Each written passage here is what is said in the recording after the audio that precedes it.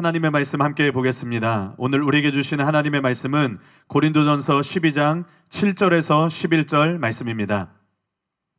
저와 여러분이 한 절씩 교독하시고 마지막 절인 11절은 다 같이 읽겠습니다.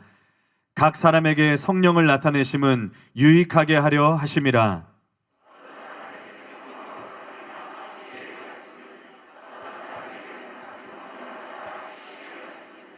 다른 사람에게는 같은 성령으로 믿음을, 어떤 사람에게는 한 성령으로 병 고치는 은사를,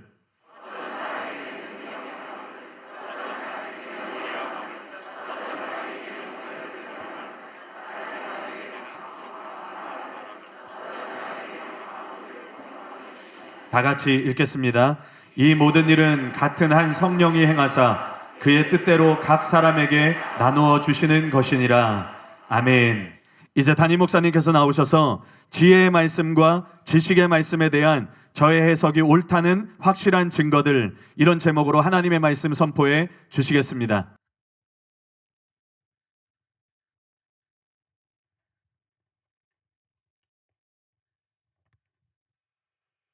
예, 오늘은 고린도전서 12장 7절에서 11절에 있는 말씀을 가지고 지혜의 말씀과 지식의 말씀에 대한 저의 해석이 옳다는 확실한 증거들, 이런 제목으로 말씀을 전하겠습니다. 케네스 긴 목사님이 워낙 존경할 만한 분이고 또 영적인 거장이시기 때문에 해기 목사님하고 해기 목사님이 받은 계시하고 제가 성경을 통해서 깨달은 거하고 다르기 때문에 이런 정확한 증거가 또 정확한 뒷받침이 필요하다고 생각이 됩니다. 그래서 이런 설교를 하는데요. 오늘 아침에 제가 잠에서 깨어나기 전에 꿈을 한 번 꿨어요. 주로 이제 개들이 출현하는 개꿈을 많이 꾸는데 오늘 아침에 잠에 깨어나기 전에 신령한 꿈을 하나 꿨어요. 큰 체육관에서 한 기독교 단체가 주관하는 초교파적인 대학생 집회가 열리고 있었어요. 제가 그 집회에 참석해서 그 집회 장소 뒤에 서서 참석하고 있었는데, 그 집회에 영향력이 있는 리더 중에 한 사람이고 강사이기도 한 사람이 바로 제 옆에 있었어요. 저는 강사가 아니었습니다. 그냥 그 집회에 참석하고 있었어요. 근데 제가 그분에게 두 가지를 얘기를 했습니다. 첫째로는 하나님이 나에게 강력한 말씀의 연설을 주셨고, 그래서 내가 이곳에서 설교를 한 번만 해도 설교 후에 기도 소리로 인해서 체육관이 터져나갈 것 같은 그런 일이 일어날 것이다. 이거는 여러분 실제입니다. 제가 내 자신이 준비가 안 됐을 때는 안 그래요. 그러나 이제 기도하고 내 자신이 준비해서 외부 집회를 나갈 때에는 강력한 메시지를 가지고 요약된 걸 가지고 나가고 그러기 때문에 그 1시간 말씀만 전해도 그 집회 장소가 완전히 불바다가 돼버려요. 집회 장소가 완전히 뒤집어지고 뭐 이렇게 그냥 통성기도 시간에 통성기도가 그냥 전체적으로 막 그냥 질풍노도같이 터져 나옵니다. 그러니까 조금 더 과장된 것이 아니라 내가 알고는 진실한 얘기를 한 거예요. 한 타임씩 여러 강사들이 쓰는데 너무 부실한 걸 보고 제가 이제 그런 얘기를 했어요. 두 번째로는 나에게는 치유의 연사가 없지만 나의 동력자들은 치유가 강하다. 세계에서 가장 강력하게 치유 기적이 일어나고 있는 것이 바로 우리 교회다.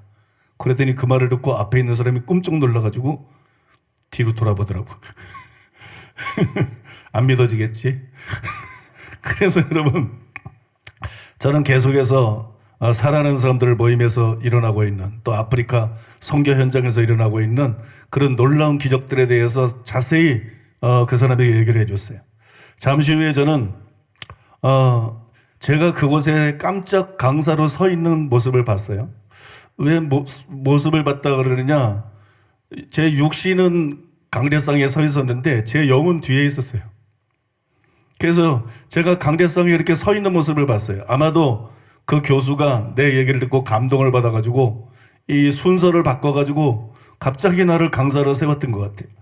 내 몸은 저 강대상에 있고 내 영은 뒤에 있으니까 빨리 몸속으로 들어가야 되잖아요. 설교를 하려고 그러면 몸속으로 들어가야 되잖아요. 그래서 제가 이제 제 몸 있는 곳으로 걸어갔어요. 걸어가면서 이런 생각을 했어요. 야, 이게 뭐 준비도 무슨 설교 준비를 한 것도 아니고 갑자기 강사를 세웠는데 뭘 설교하지? 저는 원고 설교를 하는 사람이기 때문에 갑자기 뭘 설교를 하지? 뭐 그런 생각을 하고 있었어요. 그런데 저는 제가 당장 뭘 설교해야 되는지는 모르지만 제가 강대상에 나가서 당장 무엇을 말해야 되는지를 알겠더라고. 뭐라고 말해야 되는지는 분명히 알겠더라고. 제가 강대상에 나가면 이렇게 말해야 됐어요. 저는 여기에 서게 될 것을 미리 알고 있었습니다. 그게 거짓말이 아니에요.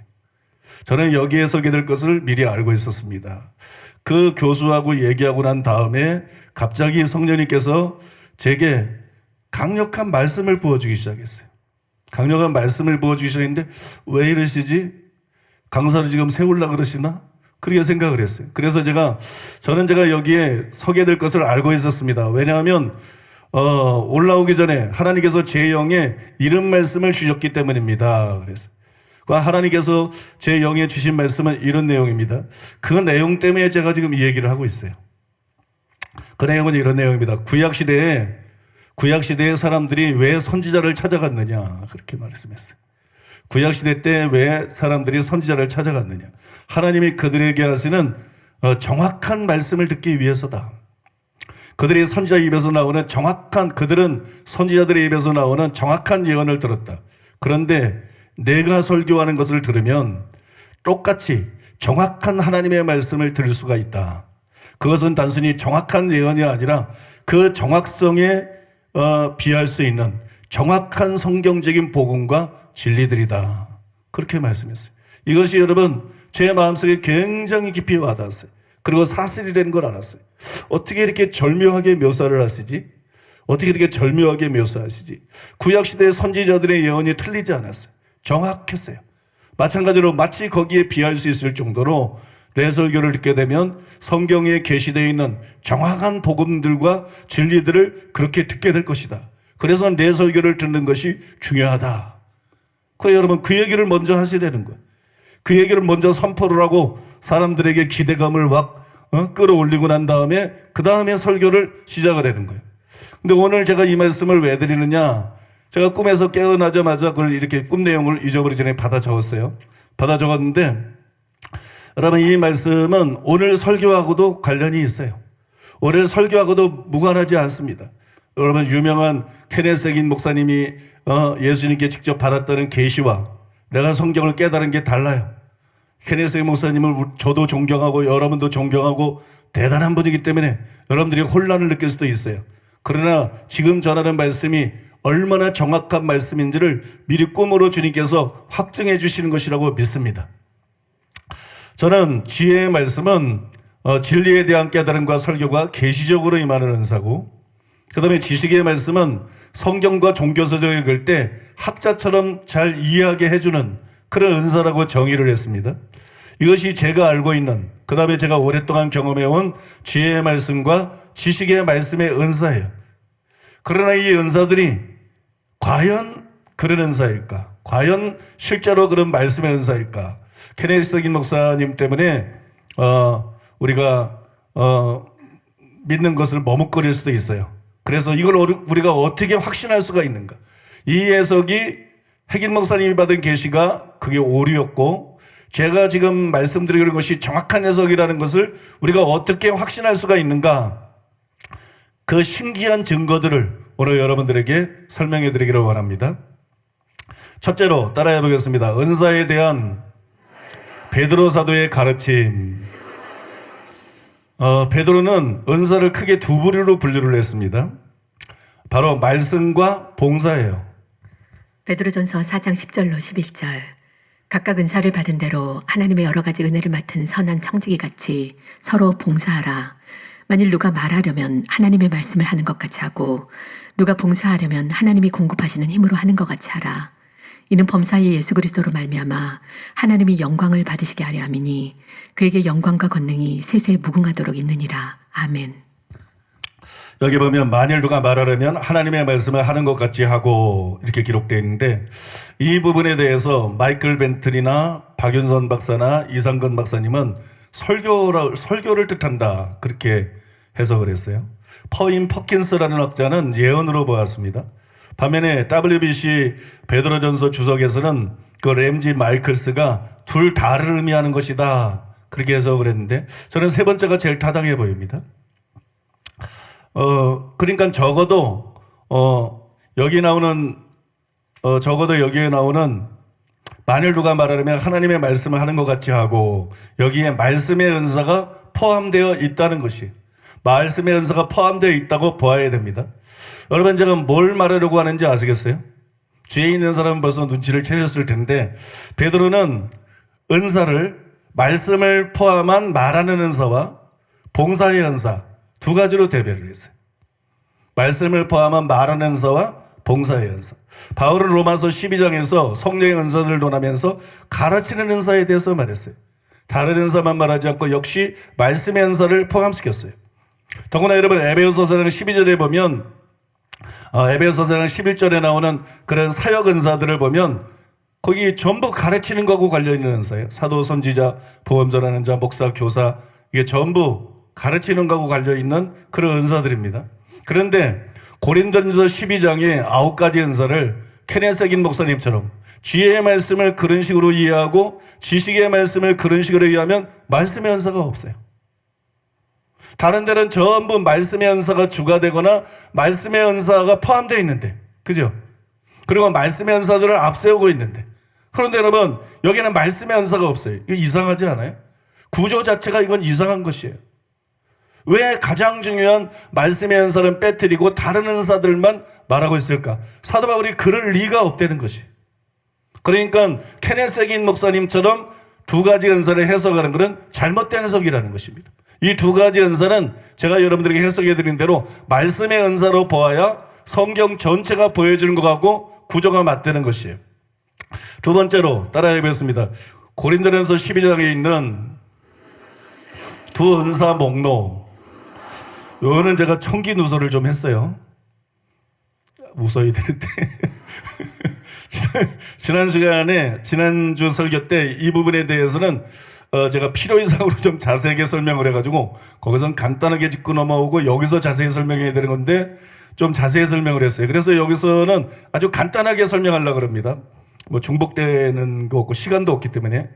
여러분 지혜의 말씀과 지식의 말씀의 은사에 나오는 말씀은 원어로 로고스인데 이 로고스는 하나님의 말씀만 뜻하는 게 아니라 그랬죠. 로고스는 신약 성경에서 여러 가지 의미로 사용이 됐어요. 그래서 로고스, 즉 말씀의 은사를 뜻한다는 증거가 뭐냐. 즉 지혜의 말씀과 지식의 말씀이 말씀의 은사를 의미한다는 확실한 증거가 뭐냐. 이런 의문이 나올 수가 있습니다. 저는 그 증거가 고린도전서 12장에 두 은사 목록이 있는데 그 목록들 간의 대비라고 생각합니다. 먼저 12장 8절이나 10절에 보면 첫 번째 은사 목록이 나옵니다. 고린도전서 12장 8절로 10절 어떤 사람에게는 성령으로 말미암아 지혜의 말씀을 어떤 사람에게는 같은 성령을 따라 지식의 말씀을 다른 사람에게는 같은 성령으로 믿음을 어떤 사람에게는 한 성령으로 병 고치는 은사를 어떤 사람에게는 능력 행함을 어떤 사람에게는 예언함을 어떤 사람에게는 영들 분별함을 다른 사람에게는 각종 방언 말함을 어떤 사람에게는 방언들 통역함을 주시나니. 고린도전서 12장 28절로 30절 하나님이 교회 중에 몇을 세우셨으니 첫째는 사도요, 둘째는 선지자요, 셋째는 교사요, 그 다음은 능력을 행하는 자요, 그 다음은 병 고치는 은사와 서로 돕는 것과 다스리는 것과 각종 방언을 말하는 것이라. 다 사도이겠느냐, 다 선지자이겠느냐, 다 교사이겠느냐, 다 능력을 행하는 자이겠느냐, 다 병 고치는 은사를 가진 자이겠느냐, 다 방언을 말하는 자이겠느냐, 다 통역하는 자이겠느냐. 고린도전서 12장 8절에서 10절에 보면 은사의 첫 번째 목록이 나오고 고린도전서 12장 28절이나 30절에 보면 은사에 대한 두 번째 목록이 나옵니다. 두 번째 목록이 나오는데 여러분 첫 번째 은사 목록 맨 위에 어떤 은사가 나오나요? 지혜의 말씀과 지식의 말씀이 나오죠. 두 번째 은사 맨 위에는 뭐가 나와요? 사도와 선지자와 교사가 나와요. 이게 서로 일치가 됩니다. 왜냐? 사도와 선지자와 교사가 받았던 은사가 지혜의 말씀과 지식의 말씀의 은사예요. 그러면 제가 뭘 조금 전에 적었는데 왜냐 그러면 우리 권사님이 읽는 가운데 저기 말씀이 임해가지고 좀 적었는데, 이 두 은사에 대해서 방금 전에 저게 가르쳐 주신 것은 이 두 은사에 대해서 어떻게 기록했느냐. 첫 번째 그룹은 은사를 기록하고 두 번째 그룹은 직임을 기록했다. 직분을 기록했다. 그걸 가르쳐 주신 거예요. 첫 번째 은사는 은사를 기록하고 두 번째 그룹은 직임을 기록했다. 오늘 여러분 이 은사를 기록하기 전에 고린도전서 12장 4절과 5절에 보니까는 은사는 여러 가지나 성령은 같으며, 은사를 먼저 말했어요. 그 다음에 직분은 여러 가지나 주는 같으며, 이렇게 말했어요. 그래서 여러분 12장 8절에서 10절까지는 은사를 기록한 것이에요. 지혜의 말씀, 지식의 말씀, 은사죠. 그 다음에 28절이야 30절에서는 직임을 기록하는 거예요. 사도요, 선지자요, 교사요. 그 다음에도 보세요. 능력을 행하는 자요. 그죠? 이런 말을 하잖아요. 은사를 가진 자겠느냐, 방언을 말하는 자겠느냐, 능력을 행하는 자겠느냐, 통역을 하는 자겠느냐. 그러니까 여러분, 첫 번째 그룹은 은사를 말하는 것이고 두 번째 그룹은 직임을 말하는 거예요. 이 설명이 왜 중요하냐 그러면 은사와 부르심이 하나예요. 그 은사를 따라 직임이 주어지는 거예요.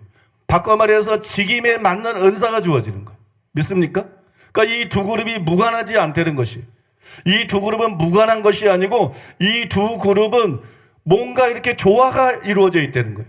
서로 여러분 관계가 있고 일치성이 있다는 것이. 근데 제일 위에 지혜의 말씀이 나오고 지식의 말씀이 나옵니다. 그 다음에 또 제일 위에 사도요, 선지자요, 교사가 나옵니다. 그러니까 여러분 지혜의 말씀의 은사는 뭐냐? 바로 여러분 사도와 선지자들이 받았던 그런 계시적인 말씀의 은사다.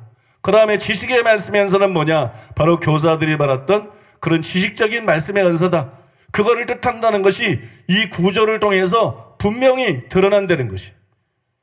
이것은 여러분 케네스 목사님이 받은 계시가 아니라 제가 한 성경 해석이 옳다는 굉장히 강력한 증거가 되는 거예요. 굉장히 강력한 증거가 되고 뒷받침이 되는 것입니다. 여기에 대한 더 자세한 내용은 지난주에 많이 설명했기 때문에 생략하고 넘어가고요. 세 번째로 따라해 보겠습니다. 큰 은사순으로 기록한 고린도전서 12장의 은사 목록. 전에 제가 그 윤석전 목사님이 전국 목회자 세미나를 하는데 그 9가지 은사에 대해서 강의하는 거를 CD를 사서 들어본 적이 있어요. 그때 윤석전 목사님이 성령의 은사를 독립적으로 보지 않고, 핵인 목사님이나 조영계 목사님이나 대부분 독립적으로 보는데 이걸 독립적으로 보지 않고 서로 이렇게 관계가 있는 것, 인과관계가 있는 것으로 그렇게 보았어요. 윤석전 목사님은 지혜의 말씀과 지식의 말씀에 대해서 바르게 이해를 했습니다. 둘 다 말씀의 은사로 이해를 했어요. 그러면서 9가지 은사에 대해서 설명을 하기를, 말씀을 들을 때 믿음이 생기니까 그래서 지혜와 말씀과 지식의 말씀 다음에 믿음의 은사가 나오고, 믿음이 있어야 능력도 행하고 병도 고칠 수 있으니까 그 다음에 능력의 행함과 병 고치는 은사가 나오고, 그 다음에 이제 예언, 영분별, 방언 통별의 은사가 나온다. 여러분 이렇게 설명을 했어요. 그때는 제가 지혜의 말씀과 이 지식의 말씀에 대해서 케네스 핵인 목사님의 견해에 동의하고 있었던 때이기 때문에, 핵인 목사님 책을 안 읽어보셨나? 핵인 목사님 책을 안 읽어보셨나? 그리고 참 특이하게 설명하시는구나. 그런데 나름 일리가 있다. 이게 뭐 말이 된다. 이렇게 여러분 생각했던 기억이 납니다. 우리가 그 설교에서 배워야 될 것이 한 가지 있습니다. 그것은 바울의 은사를 무작위로 기록하지 않았다. 바울의 은사를 무작위로 기록한 것이 아니라 분명한 원칙을 가지고 은사들의 순서를 정하고 은사들을 나열했다는 것이. 이걸 너무나 많은 사람들이 놓치고 있어요. 바울이 무작위로 기록한 것이 아니라 분명한 순서를 가지고 은사들을 배열했다. 그렇다면 사도 바울이 어떤 원칙을 가지고 어떤 원리에 의해서 성령의 은사들을 나열했을까요? 궁금하시죠? 궁금해야 돼요. 지난 1월 4일, 그러니까 올해 1월 4일 오전 제가 집에서 기도할 때였어요. 갑자기 주님이 제게 성령의 9가지 은사에 대해서 계시를 해주셨어요.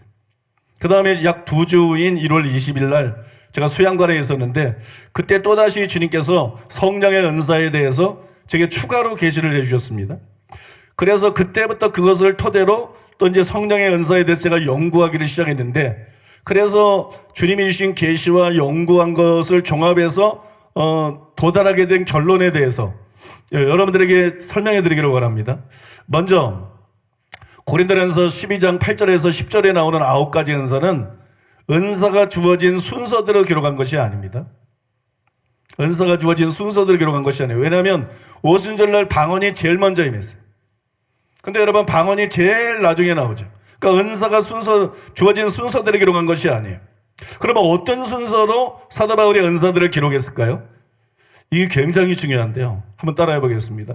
여러분이 아셨을지 모르겠는데 굉장히 중요한데, 큰 은사 순으로. 한번 따라해 볼까요? 큰 은사 순으로. 사도 바울이 어떤 순으로 은사를 기록했느냐? 큰 은사 순으로 기록했습니다. 바울은 은사가 다 같지 않고 더 큰 은사가 있다는 걸 알았어요. 산상수훈에 보면 계명이 다 같은 것이 아니라 작은 계명이 있고 큰 계명이 있어요. 여러분, 은사도 마찬가지예요. 작은 은사가 있고 더 큰 은사가 있습니다. 고린도전서 12장 31절. 너희는 더욱 큰 은사를 사모하라. 내가 또한 가장 좋은 길을 너희에게 보이리라. 여러분, 그렇다고 이 구절이 은사의 우월성에 대해서 말하고 있는 건 아니에요. 착각하시면 안 됩니다. 고린도 교회 성도들은 서로 자기의 은사가 더 크고 중요하다고 다퉜어요. 이것이 여러분 바울이 다한 것 같이 말한 이유입니다. 고린도전서 12장 21절에 보니까 눈이 손더러 내가 너를 쓸데없다 하구나, 또한 머리가 발더러 내가 너를 쓸데없다 하지 못하리라, 이렇게 말한 이유예요. 여러분, 바울이 이런 고린도 교회 성도들의 잘못된 생각에 동의해가지고 그걸 부추기기라도 하는 것처럼 어떤 은사는 작고 어떤 은사는 더 크다, 이 은사의 우월성에 대해서 말하고 있는 것이 아니라는 것이에요. 그러니까 더욱 큰 은사가 있다, 이 말은 어떤 은사는 우월하고 어떤 은사는 열등하다, 그런 개념이 아닙니다. 그런 의미가 아니에요. 그러면 더욱 큰 은사라는 말은 무슨 뜻일까요? 무슨 의미일까요? 즉 어떤 은사가 왜 다른 은사보다 더 크다고 말하고 있는 것일까요? 이건 우월성의 문제가 아니라 그랬어요. 그럼 이게 어떤 걸 기준으로 이렇게 구분하고 있는 것일까요? 이거는 방언과 예언을 비교한 것에 잘 나타나 있어요. 고린도전서 14장 1절로 5절. 사랑을 추구하며 신령한 것들을 사모하되 특별히 예언을 하려고 하라. 방언을 말하는 자는 사람에게 하지 아니하고 하나님께 하나니 이는 알아듣는 자가 없고 영으로 비밀을 말함이라. 그러나 예언하는 자는 사람에게 말하여 덕을 세우며 권면하며 위로하는 것이요. 방언을 말하는 자는 자기의 덕을 세우고 예언하는 자는 교회의 덕을 세우나니 나는 너희가 다 방언 말하기를 원하나 특별히 예언하기를 원하노라. 만일 방언을 말하는 자가 통역하여 교회의 덕을 세우지 아니하면 예언하는 자만 못하니라. 방언은 예언보다 작은 은사예요. 반대로 예언은 방언보다 큰 은사입니다. 근데 그 이유가 뭐냐? 여기 4절과 5절에 보니까 방언을 말하는 자는 자기의 덕을 세우고 예언하는 자는 교회의 덕을 세우나니 만일 방언을 말하는 자가 통역하여 교회의 덕을 세우지 아니하면 예언하는 자만 못하니라, 이렇게 나와 있어요. 그러니까 방언은 교회의 덕을 세우지 못하지만 예언은 교회의 덕을 세웁니다. 그래서 예언이 더 큰 은사라는 거예요. 그래서 예언이 더 큰 은사다. 그러니까 교회에 얼마나 덕이 되는가, 교회에 얼마나 덕이 되는가, 즉 성도들에게 얼마나 더 유익한가, 이것이 큰 은사와 작은 은사를 구분하는 것이. 믿습니까? 어떤 은사는 우월하고 어떤 은사는 열등하다, 그런 개념이 아니에요. 이 은사가 다 귀중한 신령한 은사인데, 근데 성도들에게 얼마만큼 더 필요한 은사인가, 성도들에게 얼마만큼 더 유익을 끼치는 은사가, 그 기준에 의해서 큰 은사와 작은 은사가 결정이 되는 거예요. 바울은 여러분 바로 그런 순으로 성령의 은사들을 기록했다는 것입니다. 그런 순으로 성령의 은사들을 나열한 것이에요. 본래 은사라고 하는 것은 교회의 덕을 세우고 성도들을 유익케 하는 봉사를 위해서 주신 것이에요. 봉사. 고린도전서 12장 7절. 각 사람에게 성령을 나타내심은 유익하게 하려 하심이라. 고린도전서 14장 12절. 그러므로 너희도 영적인 것을 사모하는 자인즉 교회의 덕을 세우기 위하여 그것이 풍성하기를 구하라. 고린도전서 14장 26절. 그런즉 형제들아 어찌할까? 너희가 모일 때 각각 찬송시도 있으며 가르치는 말씀도 있으며 계시도 있으며 방언도 있으며 통역함도 있나니 모든 것을 덕을 세우기 위하여 하라. 베드로전서 4장 10절. 각각 은사를 받은 대로 하나님의 여러 가지 은혜를 맡은 선한 청지기 같이 서로 봉사하라. 여기 말씀해 보면 은사는 왜 주었느냐? 성도들에게 유익을 끼치기 위해서, 교회의 덕을 세우기 위해서, 봉사, 교회 안에서 봉사하게 하기 위해서. 믿습니까? 그 은사를 받은 사람은 뭐예요? 은사를 받은 사람은 봉사자예요. 은사를 받은 사람들은 봉사자다. 은사를 받은 사람들은 뭐예요? 성도 위에 군림하는 자가 아니고 성도들을 섬기는 자다. 여러분 믿습니까? 그 일하라고 하나님의 은사를 주신 것이에요. 그래서 은사는 우월성의 문제가 아니라는 거예요. 은사라는 것은 봉사의 효용성에 대한 문제인 것이에요. 봉사의 효용성에 대한 문제. 그러니까 그 사람이 크고 작고 이런 얘기가 아니라는 것이에요. 그 사람의 기준이 아니라 교회가 기준이고 성도가 기준이라는 것이에요. 여러분 믿습니까? 여러분 그것에 의해서 은사의 크고 작음이 결정이 된 것이에요. 그래서 여러분 은사를 자기를 내세우기 위해서 사용하면 절대로 안 되는 것입니다. 은사를 자기를 내세우기 위해서 사용하는 것은 하나님이 주시는 은사를 오용하는 것이에요. 은사를 구할 때도 은사를 받아가지고 내가 뭐 예언의 은사를 받아서 내가 치유 은사를 받아서 많은 사람들이 야망을 갖고 있어요. 그거 잘못된 거예요. 사랑을 따라 구해라. 믿습니까? 반드시 사랑의 동기로 구해야 돼요. 하나님을 더 잘 섬기기 위해서 교회를 영혼들을 더 잘 섬기고 더 잘 봉사하기 사랑을 따라 구해야 되고 사용할 때에도 반드시 사랑으로 사용해야 돼요. 만약 우리가 은사를 이기적으로 사용하고 사랑으로 사용하지 않으면 은사가 암만 뛰어나도 소용이 없는 거예요. 은사의 뛰어남이 그를 위대하게 만드는 게 아니라 그 은사를 겸손하게 성도들을 사랑하는 마음으로 섬기기 위해서 사용하는 것이 그를 위대하게 만드는 거예요. 그 속에 있는 겸손과 봉사의 정신, 그 속에 있는 성도들을 향한 사랑, 이게 그 사람을 위대하게 만드는 것이지 어떤 은사가 탁월하다 그래서 그 사람이 탁월한 것이 아니고 은사의 탁월성이 그의 탁월성이 아니에요. 은사의 탁월성이 그의 탁월성이라면 마태복음 7장 22절 23절에 한 것처럼 선지자 노릇하고 많은 권능을 하고 행하고 귀신을 내쫓았는데 버림받을 수는 없겠죠. 은사의 탁월성이 그의 탁월성이 아니다. 그래서 여러분 아무리 은사가 뛰어나도 이기적이 돼버리면 자기중심적이 돼버리면 교회에 도움이 되기는커녕 오히려 해가 됩니다. 은사를 많이 받은 사람들은 교회에 가장 큰 도움이 될 수도 있고 교회를 가장 파괴하는 자가 될 수 있어요. 은사 강력하게 받은 사람들이 마음을 이상하게 보면 교회가 반쪽이랍니다. 교회가 풍지박살이 납니다. 그래서 망한 교회가 한둘이 아니에요. 여러분 잘 알아보고 놀란 것을 속도 보고 놀란다고 그런 목회자들이 막 은사 그러면 절레절레 은사 때문에 풍지박살난 교회가 한두 개가 아니기 때문에 은사기 때문에 쪼개진 교회가 한두 개가 아니기 때문에 믿습니까? 그래서 여러분 바울이 다음과 같이 강하게 경고를 한 것이에요. 고린도전서 14장 1절. 사랑을 추구하며 신령한 것들을 사모하되 특별히 예언을 하려고 하라. 고린도전서 13장 1절로 3절. 내가 사람의 방언과 천사의 말을 할지라도 사랑이 없으면 소리나는 구리와 울리는 꽹과리가 되고 내가 예언하는 능력이 있어 모든 비밀과 모든 지식을 알고 또 산을 옮길 만한 모든 믿음이 있을지라도 사랑이 없으면 내가 아무것도 아니요 내가 내게 있는 모든 것으로 구제하고 또 내 몸을 불사르게 내줄지라도 사랑이 없으면 내게 아무 유익이 없느니라. 사람들이 예언의 은사 좋아하잖아요. 또 예언의 은사 있는 사람들의 인기가 좋아요. 인기가 좋아. 왜냐면 말씀은 뭐 다 듣는데 예언은 나 혼자 듣는 거거든. 예언은 나 혼자 듣는 거니까 예언하는 사람 설교자는 인기가 별로 없어요. 예언하는 사람들이 인기가 좋아. 그래 여러분 그래 많은 사람들이 이제 예언하는 사람들이 인기가 좋으니까 예언의 은사를 사모해. 근데 바울이 말한 그 특별히 예언의 은사를 사모해야 되는 건 맞는데 사랑을 따라 구해야 된다. 사랑을 따라 구하라. 특별히 예언을 하려고 하라. 믿습니까? 그러면 또 나중에 얘기하는 거예요. 내가 예언하는 능력이 있어 모든 비밀과 모든 지식을 알고 또 선을 남길 만한 모든 믿음이 있을지라도 사랑이 없으면 내가 아무것도 아니오. 착각하지 마라. 예언의 은사가 강하다 그래서 네가 뭐가 된 게 아니다. 제발 착각하지 말아라. 믿음이 강력해서 기적이 일어난다 그래서 네가 뭐가 된 게 아니다. 제발 착각하지 말아라. 너는 아무것도 아니다. 하나님 볼 때 너는 아무것도 아니다. 사랑이 없으면. 사랑이 있을 그 자리에 이기심이 들어가 있으며 하나님 나라를 왕성케 하기 위해서 사용해야 될 그 은사를 네 왕국을 위해서 네 이름을 위해서 사용한다면 너는 하나님 볼 때 아무것도 아니다. 너는 하나님 볼 때 선지자도 아니고 하나님 정도 아니고 아무 가치도 없는 자다. 그래서 마지막 때 예수님이 난 널 모른다. 너는 아무것도 아니야 나한테.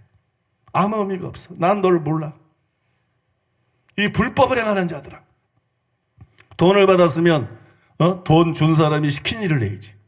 은사를 받았으면 은사를 준 분이 목적하는 대로 성도들의 유익을 위해서 교회의 덕을 세우기 위해서 봉사하는 일을 해야지. 그걸 가지고 여러분 자기를 높이고 그죠? 그걸 가지고 성도들이 군림하고 그걸 가지고 이제 교회에서 당을 만들고 교회를 쪼개고 너는 아무것도 아니야. 너는 불법을 행한 자다. 내가 준 은사를 가지고 불법을 행한 자다. 그러니까 여러분 이게 굉장히 무시무시한 말씀이에요. 고린도전서 13장 1절이와 3절 말씀은 단순히 사랑을 강조한 말씀이 아니에요. 이거는 죽고 사는 게 여기 달려 있다는 거예요. 은사를 받은 사람들 정신 차리라는 거예요. 똑똑히 들으라는 거예요. 네가 은사 받았다고 그렇게 기도해서 은사 받았는데 네가 어떤 마음으로 은사를 사용했더라. 네가 죽고 사는 게 여기 달려 있다. 네가 천국 가고 지옥불에 떨어지는 게 바로 여기 달려 있다. 믿습니까? 네가 천국 가고 지옥불에 떨어지는 게 바로 여기 달려 있다. 은사를 사용하는 것은 무시무시한 것이다. 너를 위해 사용하면 안 된다. 봉사해야 된다. 유익을 끼쳐야 된다. 교회의 덕을 세워야 된다. 믿습니까? 그거를 위해서 사랑의 동기로 겸손하게 은사를 사용해야 된다. 이건 여러분 은사 받은 사람들 모든 사역자들이 반드시 명심해야 될 일이에요. 마음에 여러분 깊게 새기시기를 바랍니다. 그런데 여러분 이것이 가장 중요한 점이에요. 이것이 가장 중요한 점이긴 하나 그렇다고 이것이 진리의 전부는 아닙니다. 우리는 균형을 잘 잡아야 돼요.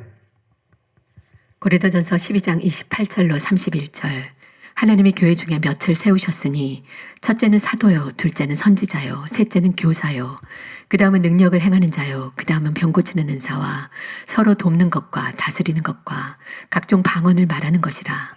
다 사도이겠느냐, 다 선지자이겠느냐, 다 교사이겠느냐, 다 능력을 행하는 자이겠느냐, 다 병 고치는 은사를 가진 자이겠느냐, 다 방언을 말하는 자이겠느냐, 다 통역하는 자이겠느냐, 너희는 더욱 큰 은사를 사모하라.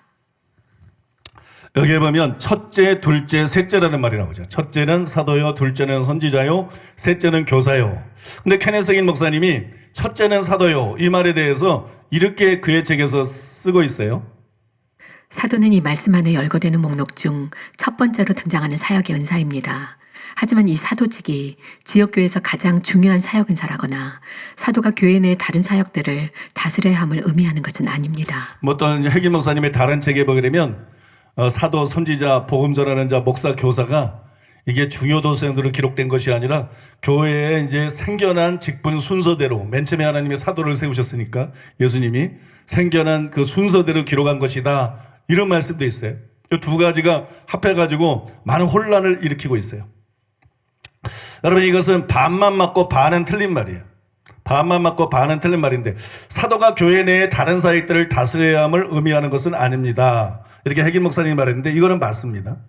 이것은 신사도 운동이 실수한 부분이에요. 신사도 운동이 크게 착각한 부분인데 그들은 사도의 권위를 과도하게 강조를 했어요. 그래서 사도적인 네트워크를 만들어가지고 자기가 세우지 않은 교회들을 다스리며 11조를 거두어 드립니다. 그래서 신사도 운동을 하는 사람들을 보면 대부분 영적인 교만이 있어요. 대부분 그 구를 보면 영적인 교만이 있으면서 이제 사도 하도 지그들끼리 다 사도라 그러니까 이제 사도라는 말에 만족이 안 돼. 그러니까 나는 한국의 사도다, 나는 아시아의 사도다, 막 떠들어댄다고. 이게 다 교만이야, 교만. 응? 하나님 말씀을 착각한 데서는 말도 안 되는 이 교만들이지. 응? 한국의 사도가 어디 있어? 아무튼 여러분, 그렇게 이제 신사도 운동에서 잘못하고 있는데 각 교회를 다스려야 할 자들은 이 장에 나타나 있는 다스리는 것으로 표현되어 있는 담임 목사들이에요. 사도라 그래서 담임 목사도 아닌데 다른 교회를 다스릴 수가 없는 것입니다. 그거는 여러분 자기 지경을 넘어선 것이고 명백히 월권이고 잘못된 것이에요. 그러나 이 사도직이 지역교회에서 가장 중요한 사역 은사라거나 이런 말로 해기 목사님이 설명을 시작하고 있어요. 이 사도직이 지역교회에서 가장 중요한 사역 은사라거나, 그러니까 지역교회에서 가장 중요한 사역 은사가 아니다, 이런 얘기죠. 여기 지역교회라는 단서를 달긴 했어요. 그렇지만 이거는 틀린 말이에요. 왜냐하면 사도라고 담임 목사도 아닌데 지역교회를 다스릴 수 있는 것은 아닙니다. 그러나 사도가 가장 중요한 사역 은사가 아니라는 말은 틀린 말입니다. 그거는 성경 보면 완전히 이거는 딴 얘기예요. 그건 내가 복음이야. 핵임 복음이야. 핵임 복음. 케네스 핵임 복음이지, 그건 예수님의 가르침이나 신약 성경의 그 기록하고는 완전히 그 상반되는 내용이에요. 더구나 비록 지역교회에서라는 단서를 달았지만 그래도 이게 왜 틀리느냐? 진정한 사도라면 연당 기간을 통과할 때에는 바울이나 바나바도 처음에는 사도가 아니었어요. 그죠? 그리고 교회 리더가 아니었어요. 안디옥 교회에 있을 때도 교사와 선지자였지 사도가 아니었어요. 그 다음에 그 이름이 제일 앞에 나오지도 않습니다. 내가 기억하기로는 뒤에 나오는 걸로 알고 있어요. 안디옥 교회 7명의 선지자와 교사들이 있는데 그 이름들이 좀 뒤에 나오는 걸로 제가 알고 있어요. 그들이 여러분 대표적인 리더가 아니었다는 것이. 연단 기간에는 그럴 수 있어요. 그러나 사도들이 연단을 받고 하나님께서 기름 부어 세우시고 난 다음에 지역교회에서 담임 목사 밑에 있을 리가 없다. 그의 은사와 권위와 기름 부음이 분명하게 드러나기 때문에 작은 교회 담임 목사 밑에 그가 있을 리가 없어요. 그는 하나님께서 그를 부르신 그에게 주시는 큰 사역을 하게 돼 있지. 그러니까 이게 사도가 뭔지를 핵임 목사님이 제대로 이해를 못했기 때문에 이런 잘못된 가정을 하고 이런 여러분 잘못된 판단을 내리고 있다는 것이. 분명히 여러분 사도는 하나님이 교회에 세우신 가장 존귀한 직분입니다. 신약 성경에 의하면 항상 사도들에게 최고의 권위가 주어졌어요. 성경에 보면 절대로 사도와 선지자가 같지 않았어요. 절대로 사도나 복음 전하는 자 같지 않았어요. 같았다 그러면 복음 전하는 자인 빌립이 사마리아에서 전하고 난 다음에 사도인 베드로와 요한을 불러와서 여러분 성령 세례 받게 할 이유가 있어요? 자기가 하면 되지. 절대로 같지 않았어요. 절대로 사도와 목사와 교사가 같지 않았습니다. 그래서 여러분 바울이 디모데에게 편지를 쓰고 바울이 디도에게 편지를 쓰고 목회 서신을 쓰고 그들을 지도하고 가르친 거 아니겠어요? 그러니까 성경에 보면 분명히 사도들에게 최고의 권위가 주어졌습니다. 그들은 여러분 실제적으로 초대교회의 최고의 지도자들이었어요. 사도행전 15장에서 교회 지도자들이 모여서 회의를 하는 거 보면 장로가 거기서 목사들인데 장로들은 참석만 하고 벙어리야. 장로들은 참석만 하고 아무도 얘기하는 사람이 없어요. 전부 사도들이 얘기합니다. 베드로 사도가 얘기하든지 야고보 사도가 얘기하든지 바울 사도가 얘기하든지 전부 사도들이 얘기해요. 절대로 여러분 그들의 그 권위가 같지 않았다는 것이에요. 사도들이 여러분 초대교회의 실질적인 지도자였어요. 그러면 여러분 사도 다음으로 선지자 그리고 교사 순으로 권위가 주어졌다는 것을 우리가 알 수가 있습니다. 때문에 피터 와그너뿐만이 아니고 신사도 운동 진영의 피터 와그너 박사뿐만이 아니고 총신대 이한수 교수님도 이 구절에 대해서 뭐라고 썼느냐, 여기에는 첫째는 둘째는 셋째는 말이 붙어 있는데 아마도 바울은 여기서 존귀한 것들로부터 순서대로 배열했을 것이다 그렇게 말했어요. 이게 정확하게 본 것이에요. 이것이 여러분 에베소서 4장 11절의 순서하고도 정확하게 일치하지 않나요? 그러므로 첫째, 둘째, 셋째를 은사의 크기와 무관하다 그렇게 말할 수는 없다는 것이 믿습니까?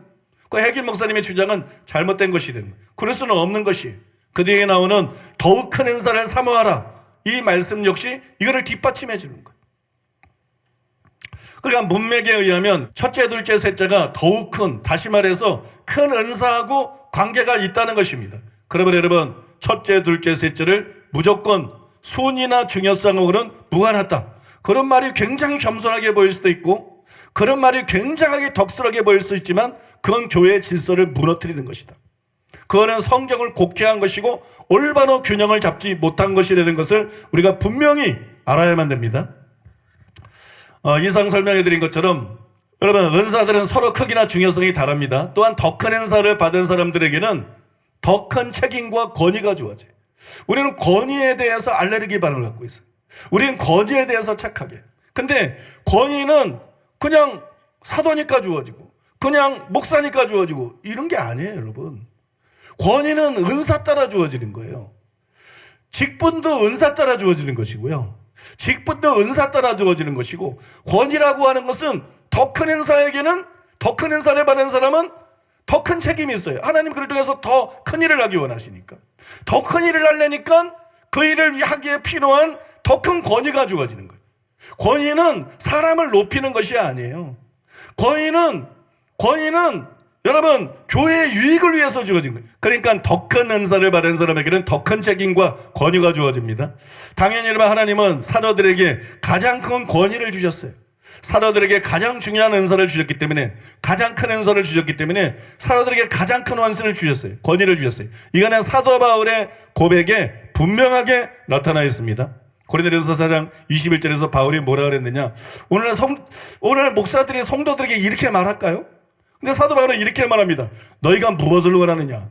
내가 매를 가지고 너에게 나아가랴? 사랑과 온유한 마음을 가지고 너에게 나아가랴?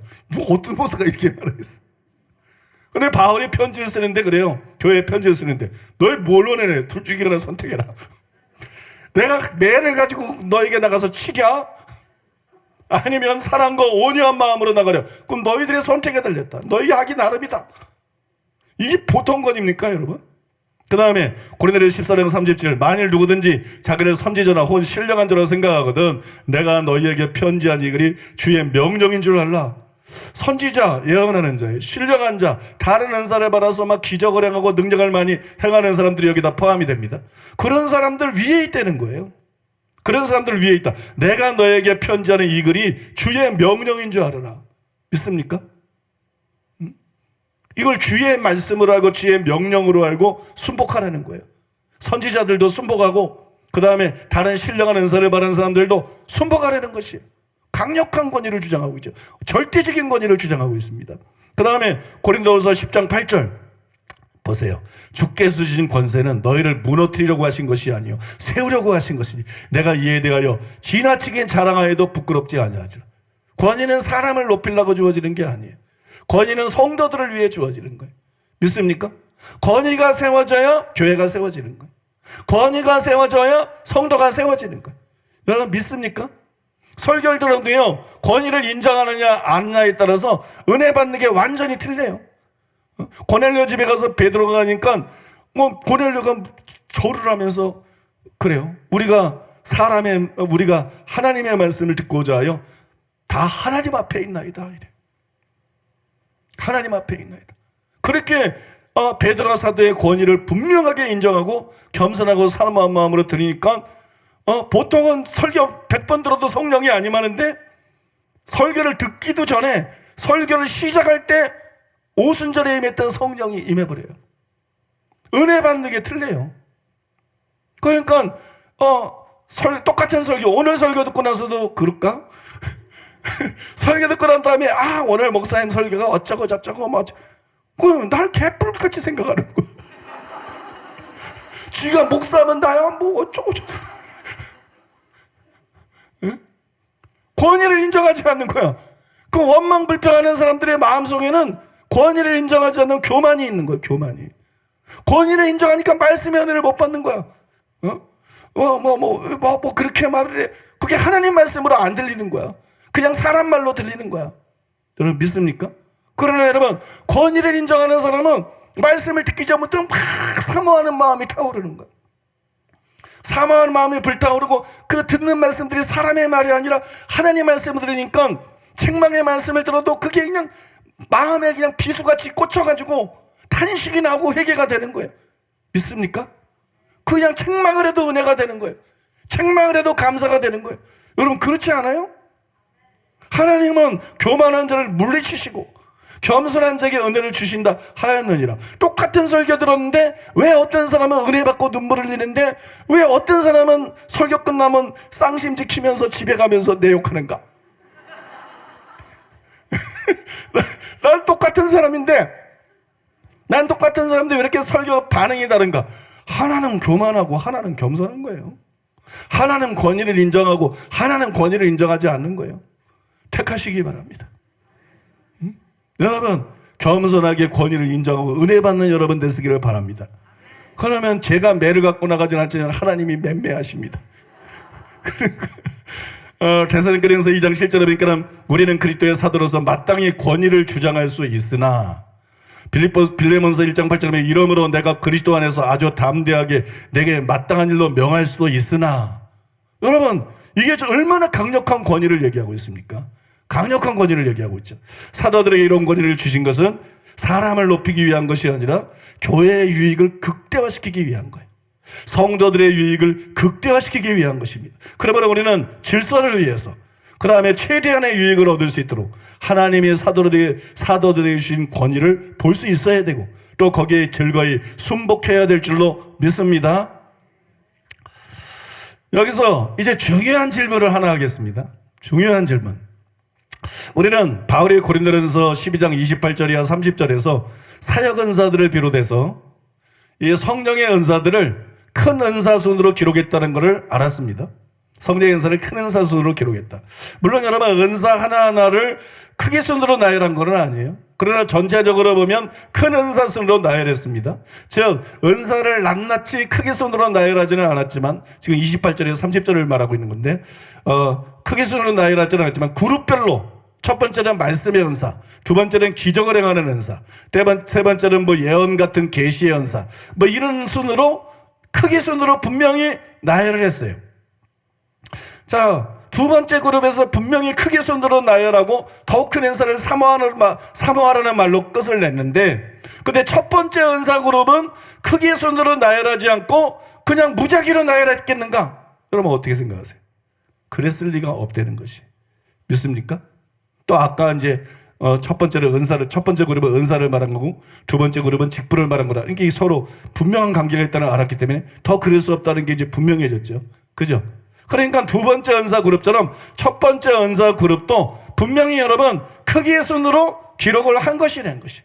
크기의 순으로 기록을 한 것이다. 여러분 두 번째 은사는 그룹별로 크기 순으로 기록했어요. 근데 첫 번째 은사는 다릅니다. 첫 번째 은사는 낱낱이 크기 순으로 기록했어요. 전부 다 낱낱이 크기 순으로 기록했어요. 케네스 해긴 목사님도 이거를 알고 있었어요. 그래서 여러분 케네스 해긴 목사님이 쓴 성령과 성령의 은사들이라는 책에 보니까 해긴 목사님이 이렇게 썼어요. 이게 고린도전서 12장 8절에 10절에 나오는 9가지 은사에 대한 건데, 이 은사들은 중요도 순서대로 나열되어 있습니다.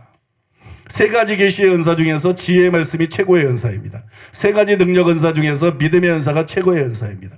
3가지 발성의 은사 중에서 예언의 은사가 최고의 은사입니다. 성경은 최고의 은사를 열심히 추구하라고 말합니다. 더욱 큰 은사를 삼아라, 그겁니다.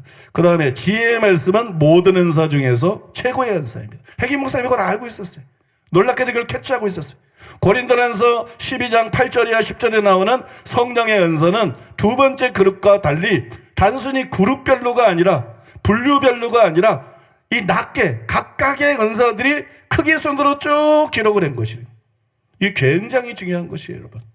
은사에 대해서 이야기에 있어서 굉장히 중요한 것이에요. 그럼 이거를 염두에 두고 고린도전서 12장 8절에 10절에 나오는 9가지 은사와 12장 29절이나 30절에 나오는 은사의 목록을 서로 비교를 해보시기 바랍니다. 그러면 서로 상응한다는 것을 분명하게 발견할 수가 있는 것이에요. 지혜의 말씀과 지식의 말씀은 하나님이 교회 중에 몇을 세우셨으니 첫째는 사도요, 둘째는 선지자요, 셋째는 교사요. 혹은 다 사도겠느냐, 다 선지자겠느냐, 다 교사겠느냐, 이거하고 일치가 됩니다. 왜냐하면 그들에게 주신 은사이기 때문이에요. 그 다음에 나오는 믿음, 능력의 감, 병 고치는 은사는 그 뒤를 잇는, 그 다음은 능력에 가는 것이요, 능력에 가는 자요, 그 다음은 병 고치는 은사와, 혹은 다 능력을 행하는 자겠느냐, 다 병 고치는 은사를 가진 자겠느냐, 이것하고 정확하게 일치가 됩니다. 마지막으로 예언, 영분별, 각종 방언, 방언통변은 각종 방언을 말하는 것이라, 혹은 다 방언을 말하는 자겠느냐, 다 통역을 말하는 자겠느냐, 이거하고 일치가 돼요. 이처럼 여러분 이 두 그룹이 서로 깊은 관련이 있고 순서대로 기록을 했습니다. 이게 왜 중요하냐면은 이것을 통해서, 그래서 따라서 29절 이하 30절을 통해서, 두 번째 은사 목록을 통해서 8절 이하 10절에 나오는 첫 번째 은사 목록에 나오는 성령의 은사들이 구체적으로 무엇을 의미하는가? 그 은사들이 구체적으로 무엇을 뜻하는가? 그거를 역추적할 수 있다는 거예요. 이해가 되십죠? 그게 역추적하는 것이 가능해졌다는 것이. 그것을 통해서 지혜의 말씀과 지식의 말씀이 선지자들이 가지고 있는 과거, 현재, 미래에 대한 계시를 받는 은사가 아니라 사도와 선지자, 교사들에게 주어지는 말씀의 은사라는 것이 분명하게 드러나게 되는 것입니다. 그러면 여러분, 이것이야말로 태긴 목사님이 받은 계시가 아니라 여러분, 제가 지혜의 말씀과 지식의 말씀의 은사에 대해서 해석하고 가르친 것이 정확한 해석이고 성경을 제대로 본 것이라는 결정적인 증거가 되는 거예요. 굉장히 힘 있는 결정적인 증거가 되는 것입니다. 여기서 이건 그닥 중요한 건 아니지만 불필요한 반론들을 다 제거하기 위해서 어떤 분들은 그러면 왜 고린도전서 12장 28절 이하에 예언이 빠지고 없습니까? 이러고 질문할 수 있어요. 거기 예언이 빠지고 없어요. 두 번째 그룹에. 그것은 지혜의 말씀도 거기는 없어요. 지식의 말씀도 없어요. 그 대신 사도, 선지자, 교사가 나오죠. 그들이 받은 예언 은사는 선지자 안에 포함이 되는 거죠. 그래서 예언 은사가 빠져 있을 수도 있고 아니면 믿음과 영분별도 생략되어 있어요. 그 두 번째 그룹에서 믿음과 영분별도 생략되어 있는데 이미 앞에서 9가지 은사를 순서대로 정확하게 기록했기 때문에 두 번째 그룹에서는 대략 기록하면서 예언을 누락시킨 것이 있다는 것이. 그러니까 그것이 지금까지의 설명을 절대로 흔들 수가 없다는 것입니다. 아무 문제에도 되지 않는다는 것이에요. 한편 저는 9가지 은사가 큰 은사 순으로 기록이 되었다. 좀 이제 쉬면서 해야 되나? 너무 빨리 나가. 오토바이 같이.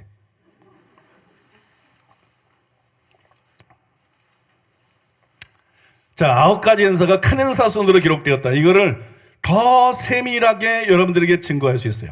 더 세밀한 방법으로, 더 섬세하고 세밀한 방법으로 여러분들에게 설명해 드릴 수 있습니다. 먼저, 잘 들어보시면 굉장히 재미납니다.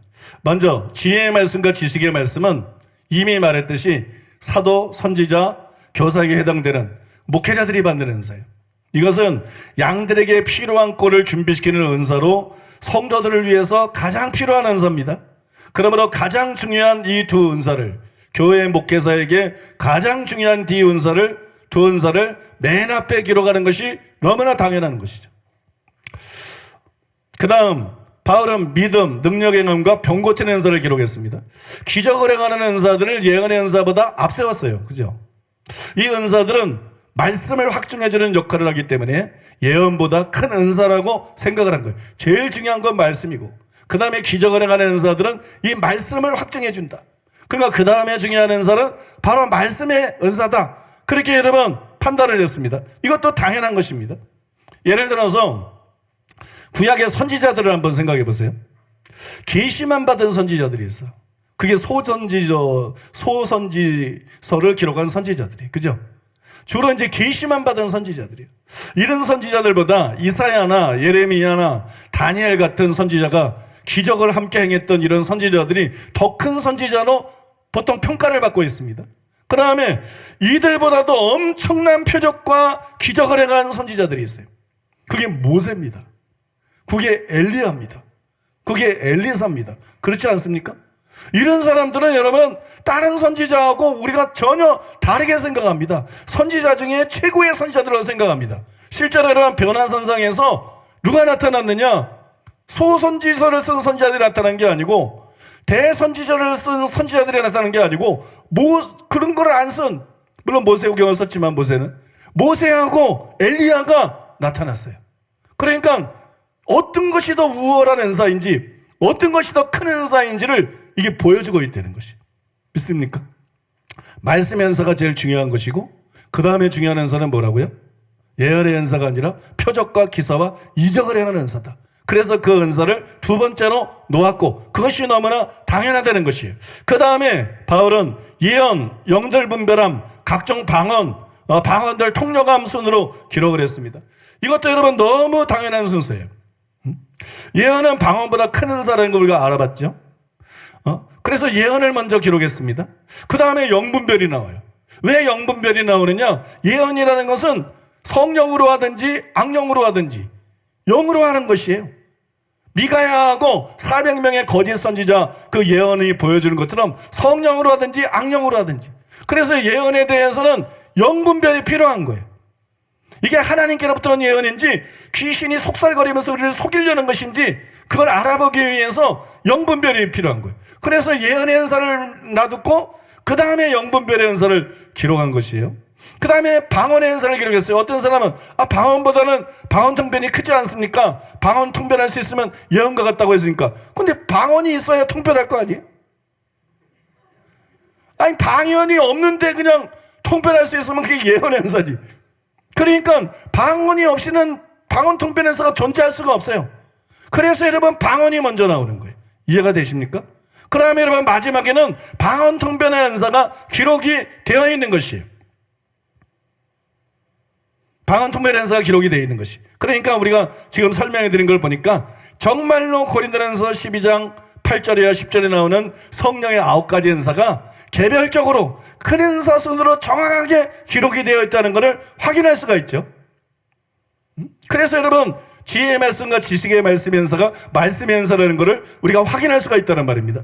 저는 다시 이것을 예수님의 삼중사역을 통해서 확증해 드릴 수가 있습니다.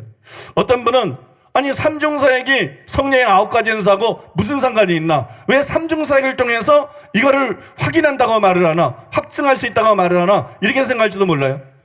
그거는 몰라서 하는 소리예요. 그것은 몰라서 하는 소리. 저는 지금 계시를 주신 대로 얘기하고 있는 거예요. 제게 처음에 계시가 임할 때에는 지금 설명해드린 거 외에 예수님의 삼중사역을 보라. 예수님의 삼중사역과 9가지 은사가 관련이 있다. 그래서 예수님의 삼중사역이 이 9가지 은사가 은사 크기 순으로 기록된 거를 보여준다. 그래. 근데 그 이유는, 근데 그 관계는 저는 몰랐어요. 근데 나중에 추가로 계시를 주실 때 가르쳐 주신 것이. 왜 예수님의 삼중사역이 9가지 은사가 은사 크기 순으로 기록되는데 활용될 수 있는가? 그걸 설명할 수 있는 근거가 되고 자료가 되는가? 그 이유는 뭐냐면요. 여러분 그것입니다.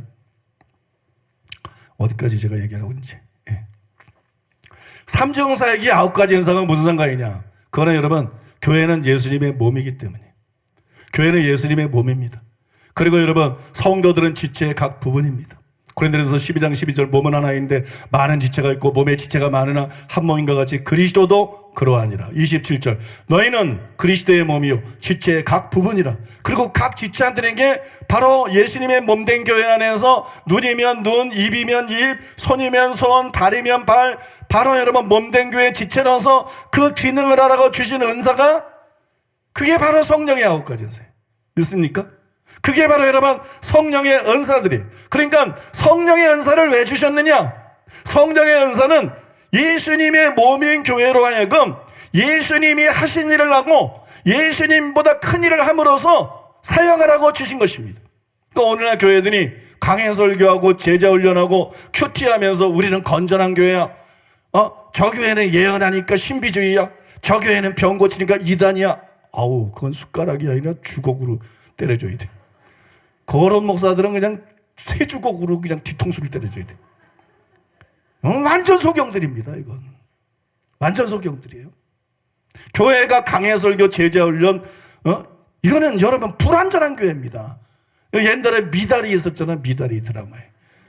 나이 드신 분들 아시죠? 미다리. 그건 미다리 교회예요, 여러분. 미다리 교회.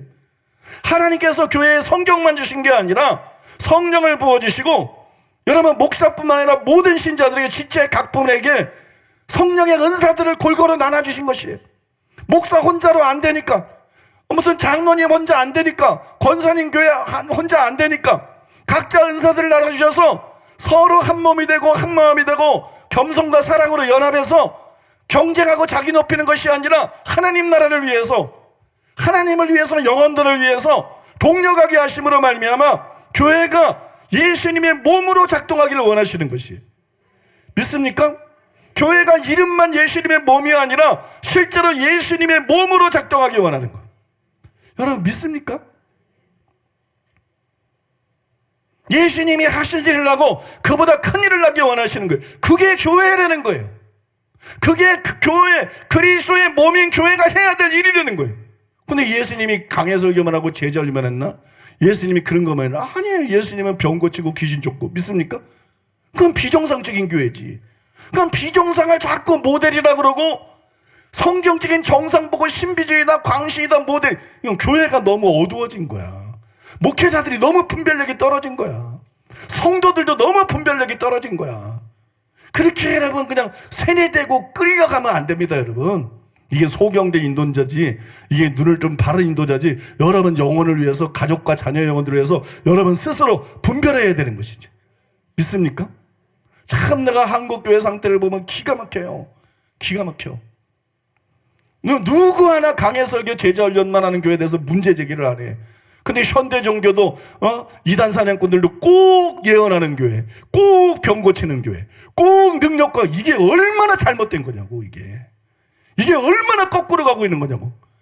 예언 안 하는 교회를 문제 삼아야 정상교지. 니들 뭐하냐? 니들 교회 맞아? 이래야지. 응? 기적이 안 일어나는 교회, 은사 역사가 안 일어나는 교회를 문제 삼아야지. 니들 한심하게 지금 뭐하고 있는 거냐? 하나님이 살아계시고 언제 뭐 성경만 가르치라 그랬어? 하나님이 살아계시고 성령을 부으셨는데 하나님의 능력이 교회에 왔는데 도대체 목사라는 게 뭐하고 있는 거냐? 도대체 장로라는 게, 권사라는 게 교회라 그러면서 도대체 뭐하고 있는 거냐? 그걸 문제 삼아야 정상인 거예요, 여러분. 그걸 문제 삼아야 정상이지. 예언하는 걸 왜 문제 삼어? 병 고치는 걸 왜 문제 삼어? 방언하는 걸 왜 문제 삼어? 계시 받는 걸 왜 문제 삼어? 그거는 너무나 있어야 되는 것이에요. 그거는 정상적인 것이에요. 아무튼 이걸 좀 복고 교수들도 눈 좀 열리고, 목사들도 눈 좀 열리고, 이단 사냥꾼들도 눈 좀 열리고, 다 성도들도 눈 좀 열리고, 특별히 그런 교회, 강해설교나 제자훈련만 하는 그런 교회, 답답한 교회에 다 있는 모든 신자들이 눈이 확 열리게 되시기를 바랍니다. 목사가 눈이 멀었으면 신자라도 눈이 열려야지. 그래서 바른 길을 가야지. 믿습니까?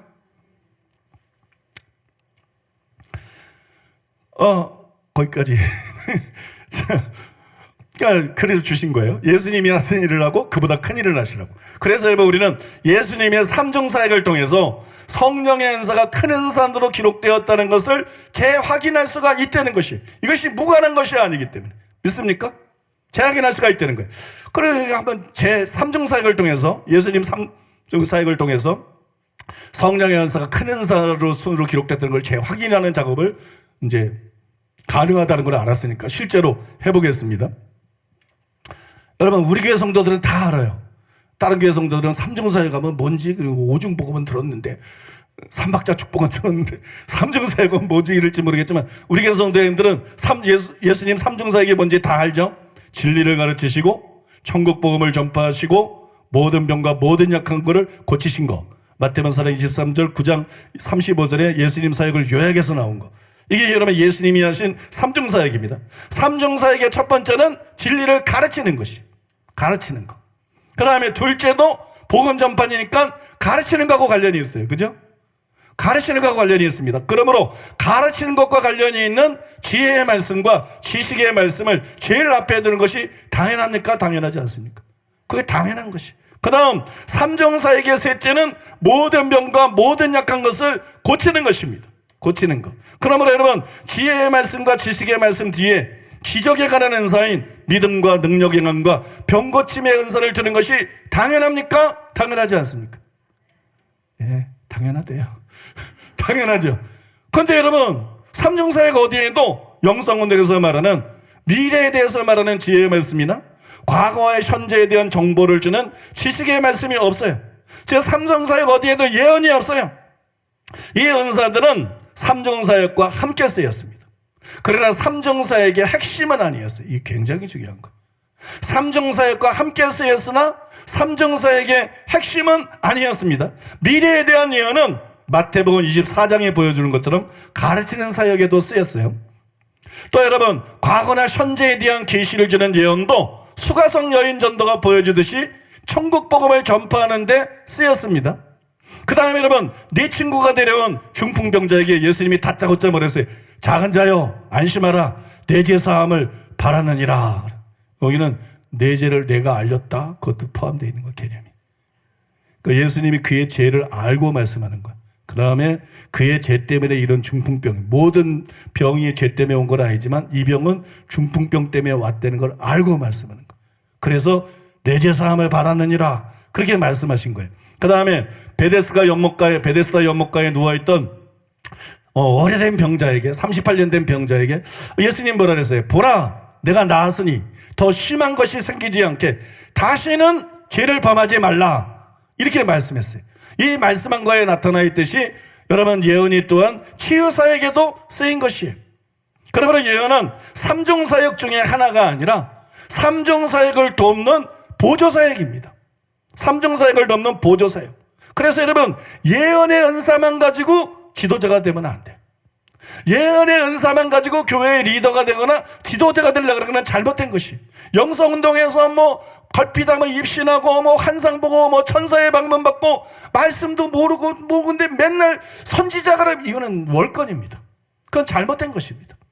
예언의 은사 하나 가지고 교회 지도자가 될 수 없어요. 이거는 보조사역입니다. 이해가 되십니까? 구약시대 때는 주사역이지만 이거는 신약시대 때에는 보조사역이에요. 때문에 병 고치는 은사 뒤에 예언과 그와 동등한 방언 통변을 기록한 것도 너무 당연한 것이죠. 여러분, 이제 9가지 은사가 실제로 큰 은사순으로 기록되었다는 것을 분명히 아실 거예요. 그래서 이 두 번째 그룹의 직분의 은사뿐만 아니라 성령의 9가지 은사도 여러분 큰 은사순으로 분명히 기록된 것이기 때문에 지혜와 지식의 말씀의 은사가 케네스 해긴 목사님이 말한 그런 은사의 수가 없는 것입니다. 그런 은사의 수가 없는 것이고, 지혜의 말씀과 지식의 말씀의 은사는 제가 설명해 드린 것처럼 말씀의 은사로 볼 수밖에 없다는 것을 여러분들이 분명히 아셨을 것입니다. 저는 지금까지 설명해 드린 것을 주님이 주신 계시를 통해서 알았어요. 후에 여러분 찰스 하지도 온전히는 아니지만 이거를 일부는 캐치했다는 것을 알았습니다. 그래서 굉장히 반가웠어요. 지난 시간에 찰스 하지의 글을 여러분들에게 인용해 드렸습니다. 심지어는 케네스 해긴 목사님도 일부 은사들을 잘못 정의하기는 했지만 9가지 은사가 큰 은사순으로 기록되었다는 것을 알고 있었어요. 그래서 아까 소개해드렸지만 성령과 성령의 은사들이라는 책에서 이렇게 말했죠. 이 은사들은 중요도 순서대로 나열되어 있습니다. 지혜의 말씀은 모든 은사 중에서 최고의 은사입니다. 그렇게 말했다는 것을 우리가 알아봤습니다. 그런데 해긴 목사님이 말씀한 이 말 자체가 지혜의 말씀과 지식의 말씀에 대한 해긴 목사님의 이해가 오류라는 증거가 된다는 걸 아십니까? 성령의 9가지 은사는 큰 은사순으로 기록된 것이다. 그래서 성령의 9가지 은사 중에서 가장 큰 은사는 지혜의 말씀이다. 해긴 목사님이 그렇게 말을 했는데 이 말 자체가 지혜의 말씀, 지식의 말씀에 대한 그분의 이해가 오류라는 것을 보여주는 것이에요. 그 증거가 되는 것이에요. 왜냐하면 여러분 생각해 보세요. 성령의 9가지 은사 중에 가장 큰 은사는 고린도 교인이 좋아했던 예언도 또 수많은 사람들이 좋아하는 치유도 아니고, 여러분 가장 큰 은사는 지혜의 말씀의 은사고 그 다음에 큰 은사가 지식의 말씀의 은사입니다. 왜 이 은사가 큰 은사냐? 이미 설명해 드렸죠. 교회의 성도들에게 가장 필요한 은사이기 때문에, 교회의 성도들과 영혼들에게 가장 유익을 끼치는 은사이기 때문에 큰 은사예요. 그런데 지혜의 말씀과 지식의 말씀을 미래를 아는 은사나 과거나 현재에 대한 계시적인 정보를 주는 그런 은사로 생각해 보세요. 과연 미래를 아는 것이 성도들에게 가장 필요하고, 생각해 보세요. 이상하지 않아요? 미래를 아는 것이 성도들에게 가장 필요하고 가장 유익한 은사입니까? 그렇지 않죠, 여러분. 그렇지 않아요. 그래서 여러분, 우리가 신앙생활 하는데 그냥 미래를 아는 게 제일 중요합니까, 우리에게? 우리 미래를 아는 게 제일 필요하고 미래를 아는 게 제일 중요합니까? 혹은 과거나 현재에 대한 모르면 되지. 자기는 알 거 아니야. 기억사실지 걸리잖아요. 자기는 아는데 남에 대해서 누가 무슨 죄 졌는지 과거에 무슨 일이 있었는지 그거 아는 게 우리에게 제일 필요합니까? 그게 왜 우리에게 필요해? 그 신부들한테 필요하지. 여러분, 그게 왜 필요합니까, 우리에게? 그게 우리에게 제일 유익합니까? 말이 안 된다는 것이에요. 성령이 성경에서 큰 은사라고 하는 것은 교회에 가장 큰 유익이 되고 성도들에게 가장 유익한 은사를 말하는 것인데, 케네스 해긴 목사님처럼 두 은사를 이해하면 이거는 완전히 모순에 빠져버린다는 거예요. 그러니까 지혜의 말씀과 지식의 말씀이 케네스 해긴 목사님이 착각한 그런 은사가 아니라는 것입니다. 지혜의 말씀면서 지식의 말씀면서는 그런 은사가 아니라 말씀에 대한 계시를 주는 계시적인 은사, 말씀에 대한 지식을 주는 또는 연구를 잘할 수 있게 하는 은사. 믿습니까? 제가 말씀드린 대로 말씀의 은사라는 거예요. 그러면 이 말이 이해가 되죠. 아, 우리에게 치유도 필요합니다. 치유도 필요합니다. 또 우리에게 때때로 예언도 필요합니다. 그러나 우리에게 결정적으로 필요한 것은 하나님의 말씀이죠. 우리에게 결정적으로 필요하고 중요한 것은 복음이죠. 그리고 진리들이죠. 여러분 믿습니까? 그래야 이것이 이해가 되는 것이지, 해긴 목사님처럼 설명해서는 이게 자체 모순에 빠지고 절대로 이게 이해가 안 된다는 것이. 그래서 여러분들이 해긴 목사님이 받은 계시와 다르지만 지혜의 말씀면서와 지식의 말씀면서가 실제로 이런 사람인 것을 믿으시기 바랍니다. 안심하면 여러분들이 믿으시기를 바랍니다. 이제 마지막으로 하나 얘기하고 마치려고 그러는데요. 간단합니다. 아주 간단한 거 얘기하고 마치려고 그러는데, 네 번째로 따라해 보겠습니다. 로마서 12장의 은사 목록에 예언이 제일 앞에 나오는 이유. 여러분 고린도전서 12장뿐만 아니라 로마서 12장에도 은사 목록이 나오잖아요.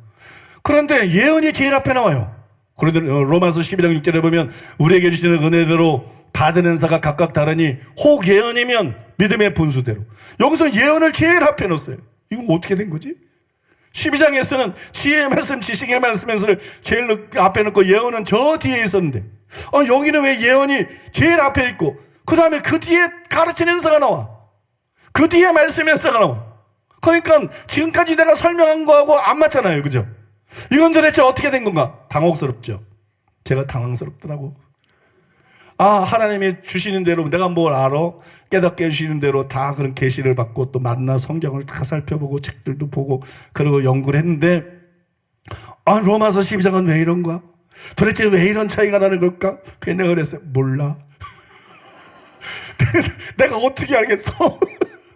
여기서는 왜 예언을 제일 먼저 기록했는지 어떻게 알겠어? 아무튼 고린도전서 12장에서는 큰 은사순으로 기록한 거야. 그건 내가 알겠는데 이거는 몰라. 내가 어떻게 알아요? 나도 궁금한데 알고 싶은데 알 수가 없었어요. 그래서 이제 덮어뒀어요.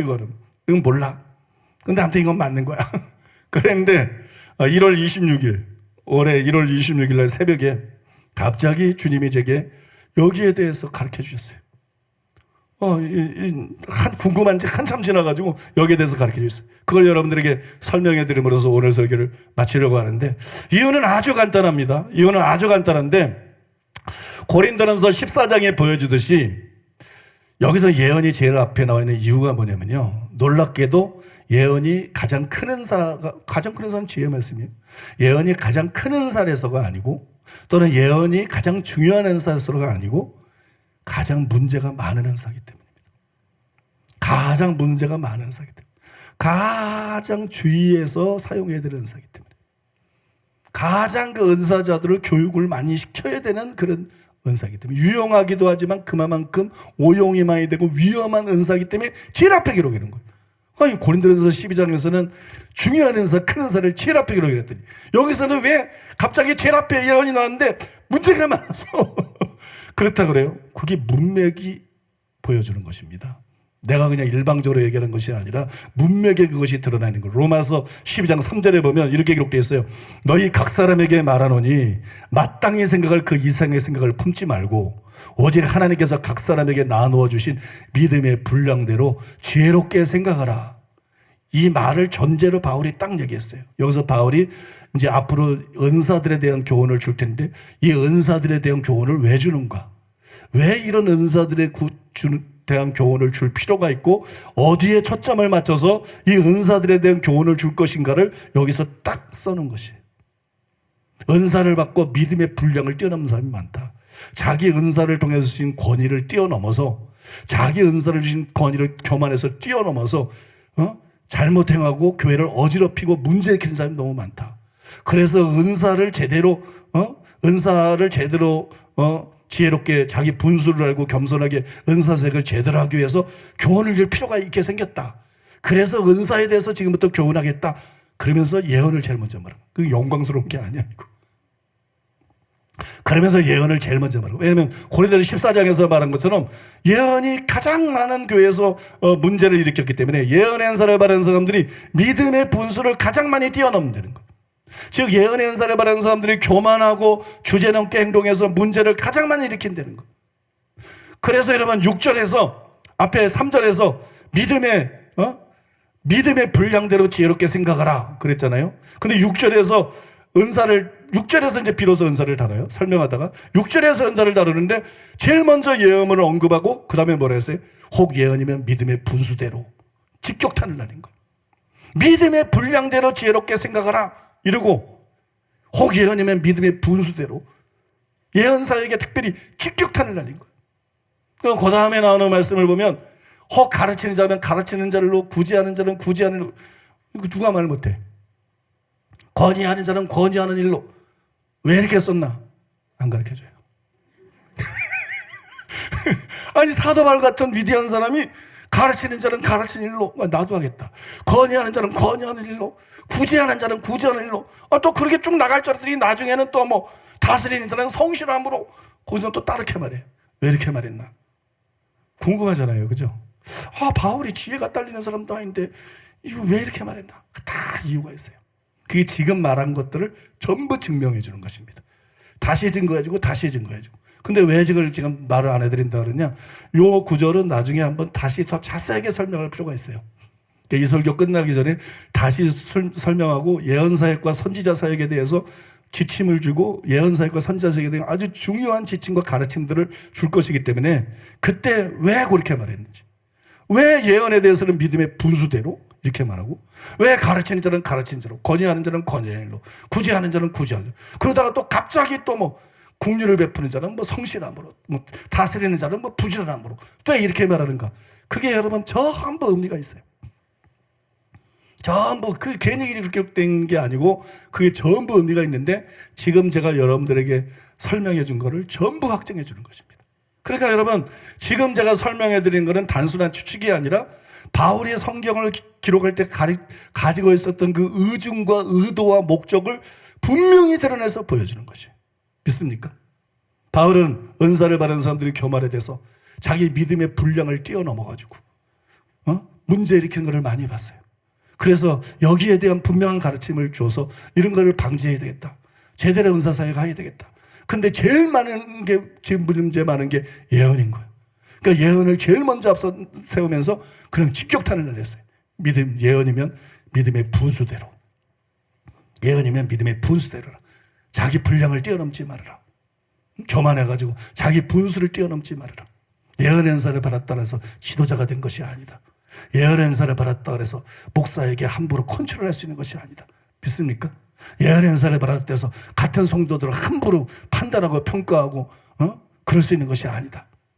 그래서 예언의 은사를 받은 사람들은 자기 믿음의 분량을, 분수를 뛰어넘지 말고 자기 분수를 알고 겸손하게 지혜롭게 그렇게 예언사역에서 교회에 덕을 끼쳐야 된다. 그거를 여러분 말씀하고 있다는 것만 오늘 여러분들이 아시면 되겠어요.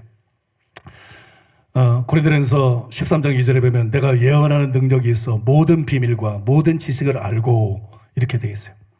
여기 모든 비밀, 이 안에 미래에 대한 계시가 포함되어 있습니다.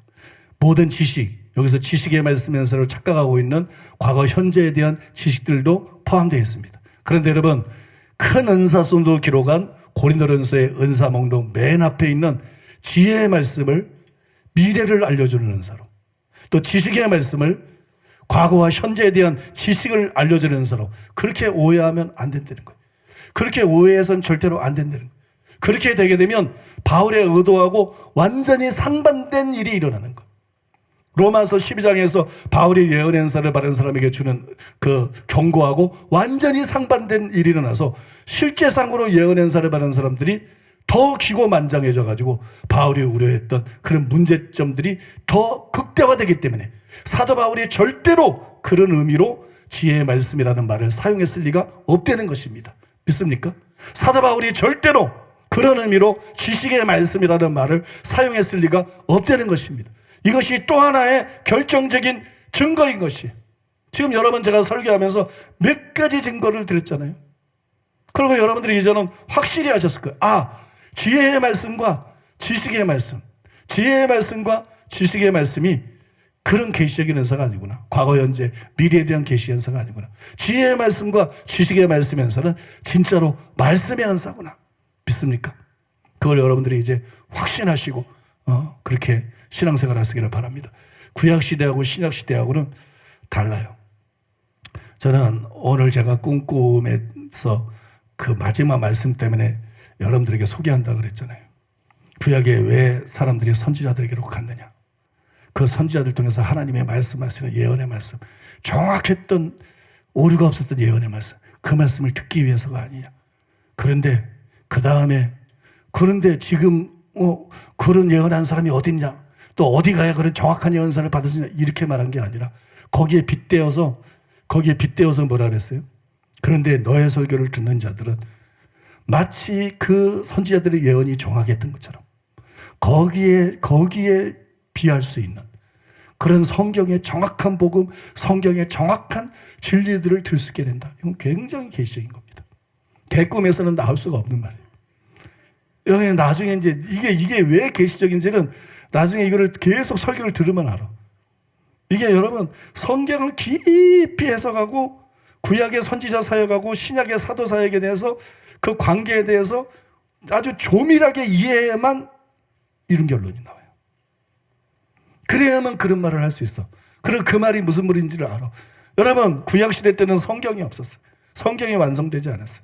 그래서 여러분 선지자들의 예언이 굉장히 중요했어요. 그리고 그들은 선민이었어. 선민. 그래서 선지자들의 예언이 굉장히 중요했어. 그래서 선지자들이 주로 백성들보다도 왕이라든지 그죠? 국가에 대한 예언들을 많이 했잖아. 그들이 선민이었기 때문에. 근데 지금은 선민 시대가 아니야. 지금은 만민에게 복음이 전파되는 시대야. 여러분 믿습니까? 지금은 예언 따라가는 시대가 아니야. 지금 선지자 지도받고 선지자 따라가는 시대가 아니야. 지금은 예언 따라가는 시대가 아니야. 지금은 구약의 선지자뿐만 아니라 신약의 사도들을 통해서 복음을 완성하셨어요. 성경을 완성하셨어요. 복음과 진리들을 완성하셨어요. 지금 우리는 개인 예언이 필요 없다는 얘기를 하는 게 아닙니다. 구약의 선지자 같은 그런 선지자가 필요 없다는 얘기를 하는 겁니다. 구약의 선지자 같은 그런 선지자가 필요 없다. 여러분 여기서 벌써 답이 좀 나오는데 왜 구약시대 때는 그렇게 정확한 선지자들이 많은데 그리고 신약의 사도뿐만 아니라 선지자, 복음 전환자, 목사, 교사가 있다가 나와 있는데 왜 신약에는 정확한 선지자가 단 한 명도 없는 것인가? 신디 제이콥스, 비레몬, 유명한 릭 조이너, 많은 유명한 선지자들이 있지. 다 틀렸어. 다 그냥 엄청 많이 틀렸어, 예언들이. 그냥 따르는 자들이 와 하고 따르는 거지. 그냥 예언 틀려도 의식도 없어. 많이 틀렸습니다. 많이 빗나갔습니다. 여러분 우리하고 관계가 좋았던 밥 존스 목사님이 선지자들의 아버지요 살아있는 전설이라고 한 분도 틀렸어. 아니 그 양반 때문에 우리 엄청 손해봤어. 참 좋은 분이긴 한데 엄청 손해. 그분도 틀렸어. 나는 아주 의문이 있는 거야. 왜 그러죠 하나님? 구약에 선지자가 있었는데 신약엔 선지자 없는 거 아니잖아요. 사도 다음에 선지자 세웠다 그랬잖아요. 근데 하나님 말씀이 틀린 건가요? 많은 선지자가 될 수 있는 건 이해합니다. 근데 어떻게 한 명도 없습니까 하나님? 세계적인 유명한 선지자들이 우리에게 수없이 왔다 갔어. 샴보츠 아무튼 수많은 사람이 왔다. 단 한 명도 없어. 그들이 했던 예언들이 정확하게 맞은 사람이 단 한 명도 없어. 많은 예언들이 맞았지. 그러나 틀리지 않고 정확하게 맞은 구약시대 선지자 같은 그런 선지자가 단 한 명도 없어. 난 너무 혼란스러운 거야. 주님 성경이 잘못된 거 기독교가 가짜도 아니고 진짜인데 왜 성경에 있다 그러는데 그런 선지자가 한 명도 없는 것이고 이게 도대체 가능합니까? 하나님 말씀이 진실하면 이게 가능합니까? 나 여러분 같이 이렇게 착한 사람이 아니거든. 따지고 다 따지고 이게 가능합니까? 거기에 대한 답입니다. 거기에 대한 답을 나중에는 제가 성경으로 자세하게 풀어서 설명해 드릴 것입니다. 신학적으로도. 그런데 그렇게 가르쳐 주신 거예요. 지금은 그런 선지자가 필요 없는 시대입니다. 구약시대 때 같은 그런 선지자가 필요 없는 시대입니다. 믿습니까? 신약시대 선지자, 그 선지자는 그 선지자고 다른 선지자입니다, 여러분. 구약 시대의 선지자에 비견되는 사람은 지금 선지자가 아닙니다. 지금의 사도들입니다. 근데 구약의 선지자들은 그 선민인 이스라엘 백성들과 왕들과 백성들의 그 필요에 따라서 그들에게 회개도 촉구하고 또 그 나라에 대해서 예언하고 주변 나라 예수님 대해서 예언하고 이래서 그 선지자들의 비중이 굉장히 컸어요. 신약에는 모든 게 완성됐어요. 그 다음에 사도들을 통해서 그 완성된 복음을 계시하시고 완성된 거기서 나오는 완성된 진리들을 계시했어요. 지금 우리가 선지자 예언 듣고 따라가는 시대가 아니야. 지금 선지자 예언 듣고 따라가는 시대가 아니고 사도들이 계시받아서 정리한 그 복음과 진리들을 듣고 따라가는 시대. 그걸 듣고 신앙생활하는 시대. 믿습니까? 그런 선지자가 없는 게 아니라 그런 선지자의 시대는 끝난 거예요. 구약 시대 같은 나중에 이게 무슨 얘기인지는 나중에 내 설교를 다 들으면 완전히 이해가 돼. 그런 시대는 끝났습니다. 그런 선지자의 시대는 끝났습니다. 지금은 그런 것이 아니라 사도들을 통한 복음과 진리를 정확하게 듣고 믿습니까? 그리고 우리가 막 그 말씀대로 회개하고 기도하고 말씀대로 순종하고 봉사하고 그리고 다 선지자가 아니라 다 개별적으로 성령 충만 받아서 꿈을 꾸고 환상을 보고 예언하고 믿습니까? 꿈 꾸고 환상 보고 예언하고 꿈 꾸고 환상 보고 예언하고 이건 구약의 선지자 같은 차원이 아니야. 왜? 지금은 우리에게 말씀이 다 주어져 있기 때문에 그 꿈과 환상과 예언의 비중이 확 떨어졌어. 이해하셔야 돼요, 여러분, 이거를. 지금은 우리에게 복음과 진리와 완전한 성경과 완전한 말씀이 주어졌기 때문에 지금 우리에게 제일 중요한 거는 말씀 잘 듣는 거야. 말씀 잘 듣는 거. 지금 잘 듣고 계시네. 말씀 잘 듣는 거야. 그 말씀에 은혜 받아서 바르게 반응하는 거야. 회개하고 순종하고 봉사하고 충성하고 예수님 닮고 믿습니까? 성교하고 이거야. 이게 신앙생활의 신약 시대의 패턴이야, 패턴. 선지자도 보냄을 받은 자야. 하나님이 자꾸 보냈다 그래서 내가 누구를 보냈고 누가 나를 이어가고 사도가 딴 거 아니야. 아포스톨로스 보냄을 받은 자야. 구약 시대 때는 선지자를 보낸 거야. 신약 시대 때는 사도를 보낸 거야. 믿습니까? 시대가 달라진 거예요. 지금은 예언에 심취하는 시대가 아니에요, 여러분. 지금은 여러분 말씀을 따라갈 시대예요. 그러면서 예언이 없어졌느냐? 구약시대 때처럼 우리를 리더로서 지도자로서 기름 부은 지도자로서 왕까지도 책망하고 막 인도하고 이런 게 아니라 우리 각자가 성령을 받았기 때문에 우리 각자가 성령을 받고 꿈을 꾸고 환상을 보고 예언을 하기 때문에 여러분 믿습니까? 그렇기 때문에 여러분 확증을 주는 정도에 불과한 그들이 우리를 인도하는 게 아니야. 우리는 성령이 우리를 인도하는 거야. 그 다음에 우리가 때때로 잘 모를 때 그 예언을 통해서 단순히 확증받는 정도야. 그래서 구약시대 같은 선지자가 필요가 없는 거야. 사도 선지자, 이 선지자는 구약시대 같은 선지자가 아닙니다. 여기서 영성운동이 다 속아 넘어간 거야. 그런 선지자는 오늘날 없습니다. 그래서 밥존스도 틀리는 거야. 그래서 신디제곱스도 틀리는 거야. 그래서 비레몬도 틀리는 거야. 삼볼트도 틀리고 볼트도 너트도 다 틀리는 거야.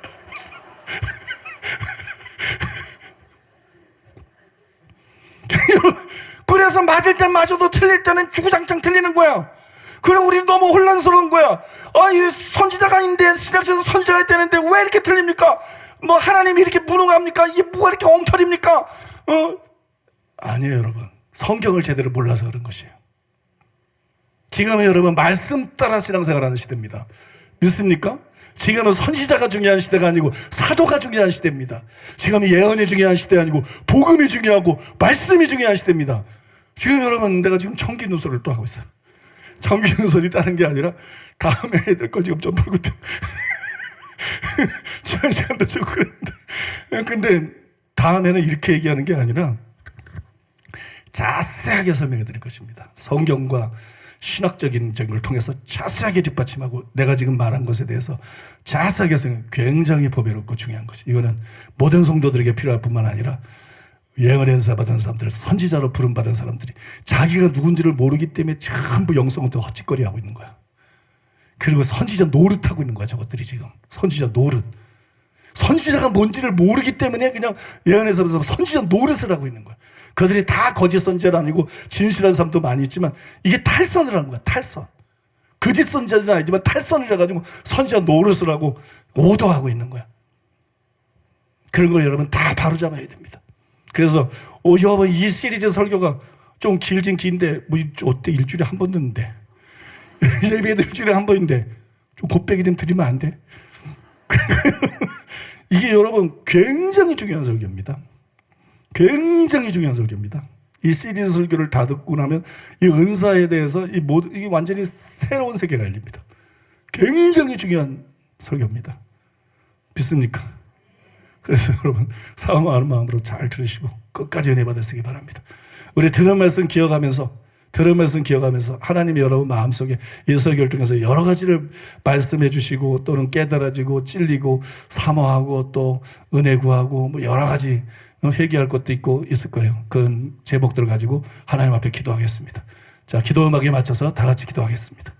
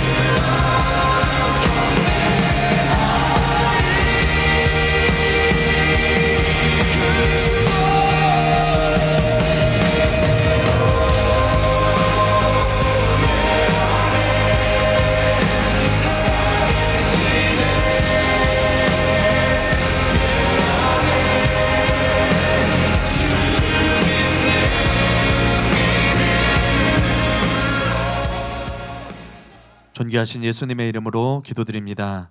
아멘. 이제 담임 목사님께서 나오셔서 드려진 예물 위에 축복해 주시고 축도로 주일 일부 예배를 마치겠습니다. 기도하겠습니다. 고마우신 아버지 하나님의 사랑과 은혜를 생각할 때 감사드리고 찬송드리고 찬양드립니다. 나라의 정치인들이 반기독교적인 사람들이 너무나 많습니다. 심각한 문제가 아닐 수가 없습니다. 국민들은 분별력이 없습니다. 언론은 편파적입니다. 아버지, 이 나라에 짙게 드리운 미혹이 제거되게 주시옵소서. 사회주의, 공산주의 망령이 사라지게 하여 주시옵소서. 국민들의 눈을 열어 주시옵소서. 아버지 하나님의 이 나라 자유민주제국가 되게 해 주시옵소서. 끝까지 신앙의 자유가 있는 나라가 되게 해 주시옵소서. 아버지 하나님, 이 나라 지켜 주시옵소서. 한국 교회를 또한 악인들로부터 지켜 주시옵소서. 아버지 하나님의 목사들이 정신 차리게 해 주시옵소서. 교회가 깨어나게 하여 주시옵소서. 아버지, 우리가 신앙 양심을 가지고 제대로 신앙사역에 모였습니다. 전능하신 아버지, 주의 권세와 능력으로 살아가는 성도들을 지켜 주시옵소서. 날개 아래 보호하여 주시옵소서. 우리 교회는 치유의 능력이 강한 교회입니다. 예수님의 이름으로 명령하노니 모든 질병은 떠나 갈지어다. 예수님의 권세의 이름으로 명령하노니 모든 병균은 소멸될지어다. 코로나 병균도 예수의 이름으로 소멸될지어다. 예수의 권세의 이름으로 소멸될지어다. 나사렛 예수의 이름으로 명령하노니 이 땅에서 코로나 질병은 떠나 갈지어다. 미국에서 그 질병은 떠나 갈지어다. 아프리카에서 그 질병은 떠나 갈지어다. 예수의 이름으로 제거될지어다. 자비로우신 아버지 하나님, 성도들 모두를 지켜 주시옵소서. 함께하여 주시옵소서. 아버지, 오늘도 하나님 내 감사해서 주일원금 11조 감사헌금 각종 예물을 주 앞에 올려드렸습니다. 주님 영광 받으시고 높임 받아 주시옵소서. 살아난 성도들을 예수님의 이름으로 축복합니다. 재물로 늘 능력을 부어 주시옵소서. 심은 대로 풍성하게 거두게 하여 주시옵소서. 아브라함에게 부어주셨던 큰 복을 부어주셔서 아버지 하나님의 이기적으로 우리만 잘 사는 것 아니라 아버지 나라를 위한 복의 근원 되게 하여 주시옵소서. 아시아를 위한 복의 근원 되게 해 주시옵소서. 열방을 위한 복의 근원 되게 해 주시옵소서. 우리 교회와 사랑하는 교회의 성도님을 통해서 천하 만민이 복받는 역사가 실제로 일어나게 하여 주시옵소서. 실제로 이루어지게 하여 주시옵소서. 주님이 그대로 이루실 줄로 믿습니다. 주님, 이 시간에 우리에게 주의 성령을 부어 주시옵소서. 아버지, 우리는 성령 충만이 항상 필요합니다. 성령의 재충만이 항상 필요합니다. 이 시간에 새롭게 성령을 부어 주시옵소서. 새롭게 성령 재충만 주시옵소서. 성령으로 충만하게 하여 주시옵소서. 주의 은혜가, 주님의 사랑이 우리 속에 넘쳐나게 해주시고 주님이시는 경건의 능력이 우리 속에 충만하게 하여 주시옵소서. 아버지 하나님이여, 하나님의 말씀대로 살 수 있는 성령을 도행해 주시는 하나님의 능력이 우리에게 충만하게 임하게 하시고 넘쳐나게 해 주시옵소서. 산상수훈 말씀대로 살게 해 주시옵소서. 아버지의 온전하신 같이 온전해지는 우리들 되게 해 주시옵소서. 주여, 우리 모두를 변화시켜 주시옵소서. 예수님의 이름으로 축복하며 기도하옵나이다. 아멘. 지금은 우리 주 예수 그리스도의 은혜와 하나님 아버지의 사랑과 성령님의 교통하심이 거룩한 주를 맞이해서 주님을 예배하고 돌아가는 사랑하는 성도들의 심령 위에, 가족과 자녀와 사업 위에, 몸된 교회와 서울 시민과 북녘 땅에 굶주린 동포들 위에, 이스라엘과 아프리카와 열방들 위에 이제로부터 영원토록 함께 있을지어다. 아멘.